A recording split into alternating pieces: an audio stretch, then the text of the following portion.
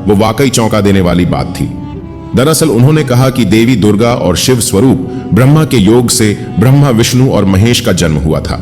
यानी प्रकृति का रूप लिए मां दुर्गा ही हम तीनों की माता है और ब्रह्मा यानी कल सदा शिव हमारे पिता है।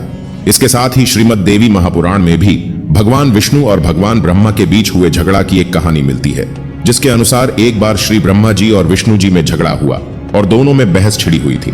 तब भगवान ब्रह्मा ने कहा कि सृष्टि को मैंने बनाया है और मैं ही प्रजापिता हूं, जिसके जवाब में भगवान विष्णु जी ने कहा कि मैं आपका पिता हूं क्योंकि आप मेरी नाभि निकले हुए कमल से पैदा हुए हैं। और धीरे धीरे कर यह बहस बढ़ती गई। इसके बाद इन दोनों का झगड़ा सुनकर सदाशिव वहां पहुंचे और उन्होंने कहा कि पुत्रों, मैंने ही तुमको इस संसार को बनाने और इसे संभालने के केवल 2 काम दिए हैं। इसी प्रकार मैंने शंकर और रुद्र को संहार और तिलोक्ति के कार्य दिए हैं। इसके साथ ही उन्होंने कहा कि मेरे पंचमुख है, एक मुख से आकर दूसरे मुख से पुकार, तीसरे मुख से मुखर, चौथे मुख से बिंदु और 5वें मुख से नाद यानी कि शब्द प्रकट हुए हैं। उन्हें परियों को एक साथ मिलाकर देखा जाए तो एक अक्षर ओम बनता है, जिसे आज हम सभी भगवान शिव के मूल मंत्र के रूप से जानते हैं। इतना कहने के बाद भगवान ब्रह्मा और विष्णु दोनों ही समझ गए कि भगवान शिव से ज्यादा शक्तिशाली इस दुनिया में कुछ भी नहीं है और दोनों ने भगवान शिव को प्रणाम किया और चले गए। जब आप भगवान शिव के बारे में इतना तो जान ही चुके हैं, तो क्या आपको पता है कि आखिर भगवान शिव ने किस शिक्षा प्राप्त की थी और उनके गुरु कौन थे?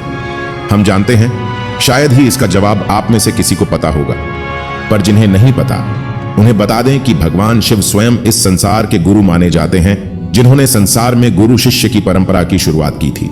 लेकिन अगर सवाल आता है कि आखिर भगवान शिव किसके गुरु थे, तो आपको जरूर जान लेना चाहिए कि हिंदू धर्म के ग्रंथ कहते हैं कि ब्रह्मा जी और शिव जी इस संसार के सबसे पहले गुरु हैं, जिन्होंने गुरु शिष्य के इस रिश्ते की शुरुआत की थी, जहां भगवान ब्रह्मा ने अपने मानस पुत्रों को शिक्षा प्रदान की थी, वहीं भगवान शिव ने अपना ज्ञान केवल अपने 60 शिष्यों को दिया था।